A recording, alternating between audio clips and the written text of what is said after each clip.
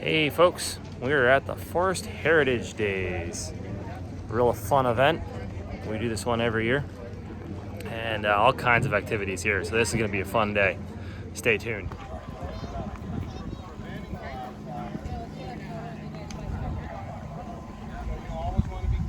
Got the Forest Service, game wardens.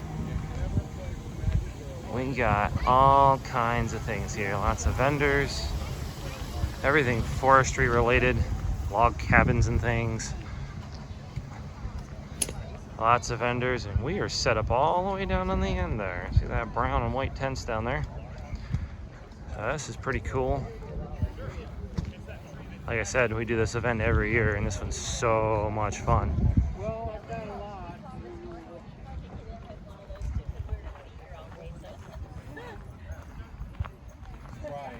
Oh, yeah. This one's always a blast, always in August, usually about the second week. This is August 13th. And like I said, great event, lots of chainsaw activities and whatever. I hear the chainsaws starting up behind me, so I'll have to go down there and we'll have to go show you guys some of the activities and the fun going on here. Pretty good. And as always, there's my beautiful wife selling product.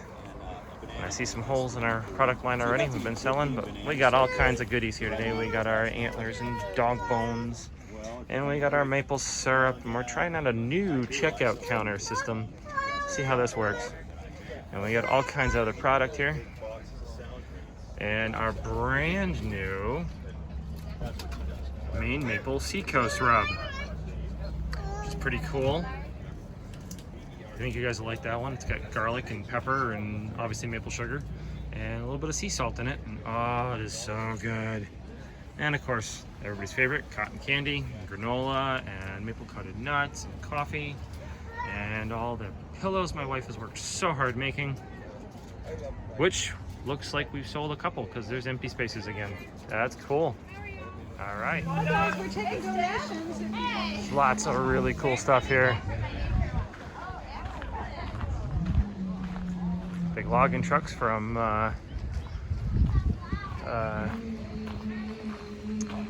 Carriers. I know them. They get their shop just down the road from our place. Actually, in my time as a working part-time for a land manager, I just talked to them, their crew quite a bit. We got a skidder. Other side, we've got a forwarder. It hauls the logs out of the woods after this little guy has cut it. This is a wood processor. We got all kinds of stuff going on over here. So they're cutting, very busy cutting over here, doing all their precision cuts and stuff. Let's go see what they're doing. Ideal, we're shooting for a 1-inch hinge. If you want, we look at the hinge in two dimensions. We look at the length of the hinge and we look at the thickness of the hinge. And when people want a stronger hinge, they often leave it a little bit thicker, thinking it's going to hold more. But in reality, a thicker hinge doesn't really give you any more strength or control of the tree, because a thick hinge can't bend, right? It's just going to break off. What you want is a longer hinge, so you got more front. So a thin piece all the way across can stay attached all the way to the ground. So if we want a strong hinge, we want a longer hinge, not a thicker hinge. To get a longer hinge, we're going to notch deeper into the tree. The tree keeps getting bigger until you get all the way to the middle. Another one, oh my God, all right.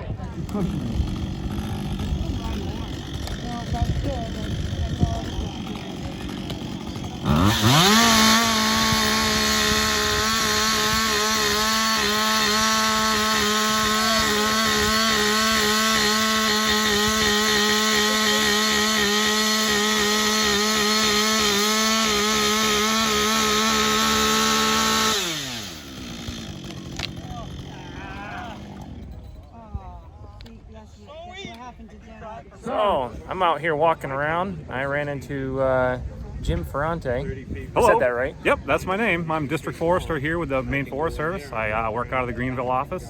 I met with Kurt here early in the year in March for Maine Maple Weekend, and we did some tours there at the Sawyer operation in Mooseville. I'm sorry, Moose River, and I'm looking forward to being back there in the fall. We're going to do a similar event. Yep. So we'll be doing that somewhere around it's the Columbus Day weekend. I think it's the 8th on a Saturday.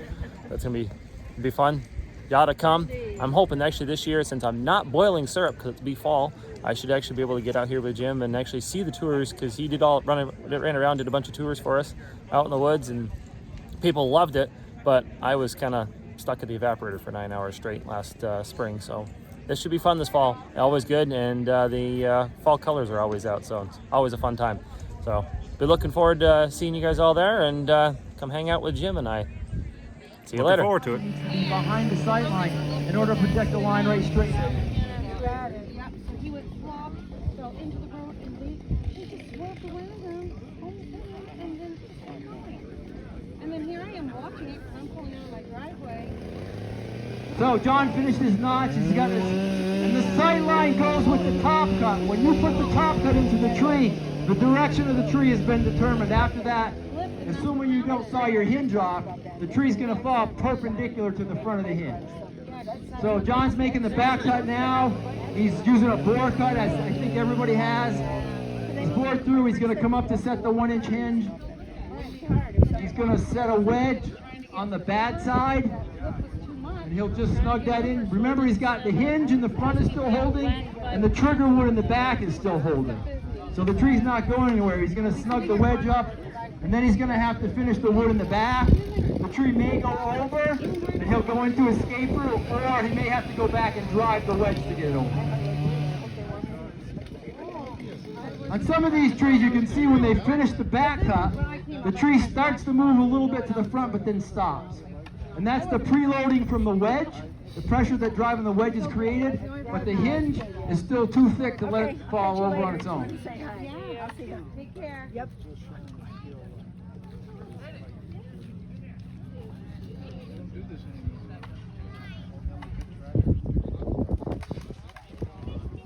Oh, that one looked a little bit to the side. The height looked pretty good on that one. Oh, and then you're going to leave the hinge. You can see that's what controls the direction of the tree. Did you lose one? Garage filled? Yeah, well, no, it ain't filled yet. So it doesn't take much to distract me. As I get older, raffle ticket, okay.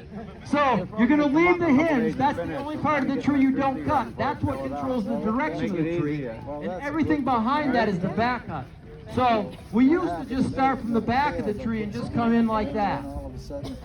We did that for years and years. Why did we do that? Ticket.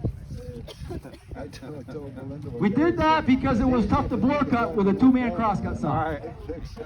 Right? That's the only reason. And now that we have chainsaws, we have different techniques. The problem with starting right from the back was, if you have a lot of forward lean, say you've got a tree that's up there 60, 80 feet, and it's got 10 feet of forward lean.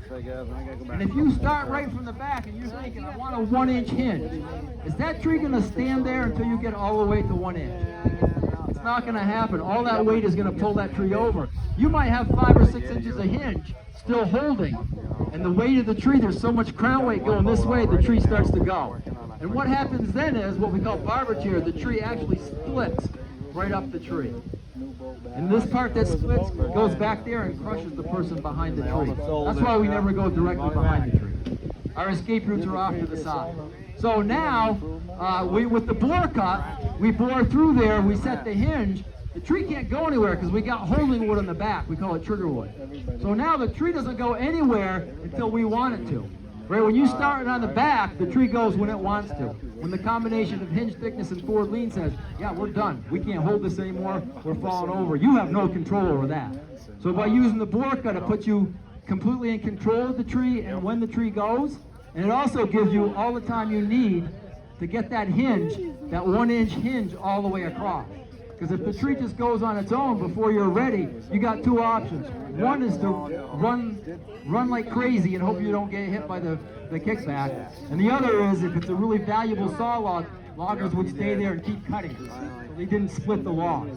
Because if you end up with a veneer log that's worth thousands of dollars per board foot in the pump or the firewood pile, you just lost a day's pay right there. So it's important that to the loggers they don't split the tree. So by using the bore cut, you have all the time you need to get that hinge that's just right to maintain control and not damage the tree when it goes over. Does that answer?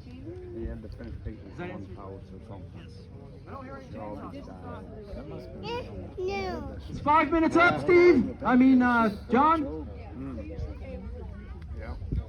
1 minute. Okay. Okay. Can I get someone from the crowd, someone to come and help out? Nobody? You got a quiet group. Okay, hopefully.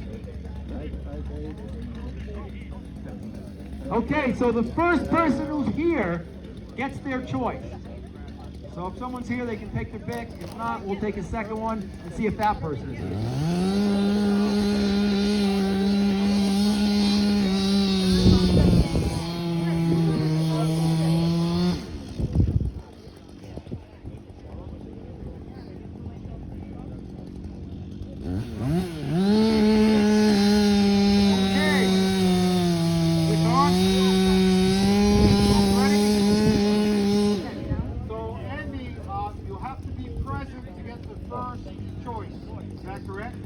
All right, so 9989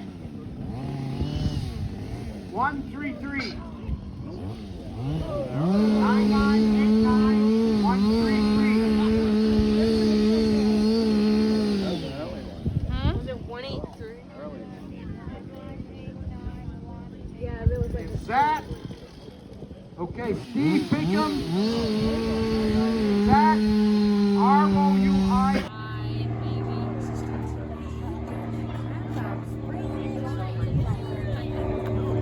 Lions coming.